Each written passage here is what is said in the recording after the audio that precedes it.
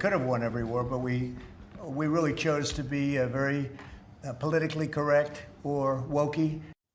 And that warrior ethos was on full display in the Caribbean after U.S. forces obliterated a suspected drug smuggling vessel off the coast of Venezuela, a boat laden with deadly poison and headed straight for American shores. Secretary of War Pete Hegseth says this strike was not the end. It was the opening shot. Every boatload of any form of drug that poisons the American people is an imminent threat. And at the DOD, our job is to defeat imminent threats. A foreign terrorist organization poisoning your people with drugs coming from a drug cartel is no different than Al-Qaeda. And they'll be treated as such as they were in international waters. We smoked a drug boat, and there's 11 narco-terrorists at the bottom of the ocean.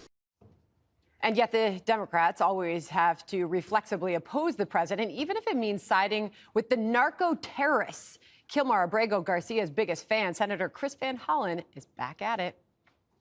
What this was an extrajudicial killing, pure and simple. It was illegal. It's alarming, it's unprecedented, and it's dangerous. And it's the latest example of how Trump continues to overextend and abuse military power. He keeps pushing the boundaries to places we've never been before. I guess it never surprised you where Democrats will go, what they'll defend or go after. But to the president's announcement a few moments ago, we all watched it live here on the Fox News channel. Now we're talking Department of War. Pete Hegseth, the Secretary of War. What do you think about all this, Jesse? Well, I'm jealous of Pete. I mean, he got a name upgrade. I got to change my show's name. Jesse Watters Primetime just doesn't cut it. Call it torture. Isn't that what your show's called? So I don't know if Truman is a woke guy. From what I understand, after World War II, they needed a standing army to have troops stationed in Asia and in Europe to kind of keep the peace and maintain a posture during the Cold War. So we used to just have the draft every time we went to war. So even though we weren't at war, it was still a Cold War, and we needed to defend our interests. So we consolidated the Army, Navy, Marines, and there you go. It was the Defense Department. But it's now the Department of War, and I think America's enemies are upset. You know who's really upset? Van Hollen. So just came out today, and I'm sure Jessica saw it. The Democrats are really trying to reconnect with normal people. That was what it says. They've lost touch with normal people. Let me just explain how normal people think. When you see a video of a cocaine canoe get smoked out of the water by the U.S. military, normal people say, yeah, all right? We're like, smoke some narcos, goodbye, light them up, see you later. That's what normal people do. Normal people like to see the war on drugs fought as a war because it hasn't worked the way before. And a lot of people in America, normal people, have families that have lost people to drugs. So they see this canoe and they see a potential death coming. And we like to light this guy up. The Democrats see this and they call it an extrajudicial killing. Normal people don't talk like that.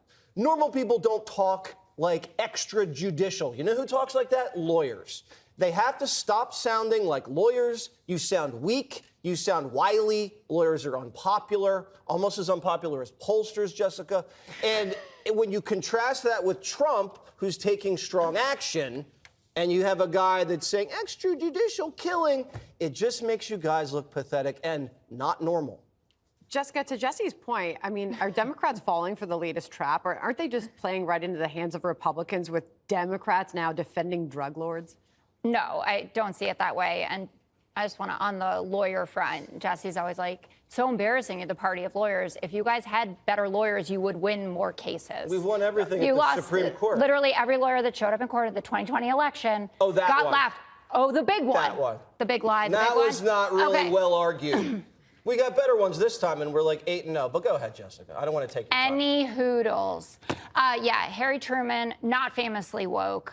I should note a bunch of presidents that served our country, not Donald Trump, but Truman, Eisenhower, JFK, LBJ, Nixon, Ford, Carter, Reagan, H.W. Bush, all of them was just fine to call it the Department of Defense. You know who else calls it the Department of Defense? The people that Donald Trump are jealous of. The Chinese and the Russians also use that name. It's because he thinks it sounds more dangerous, more big guy, more manly. Like Jesse said, it's a nickname. It's all a game. And first of all, it passed through Congress. So they're probably going to have to go back through Congress to do it. So nothing has been changed except that their chyrons get to look that way.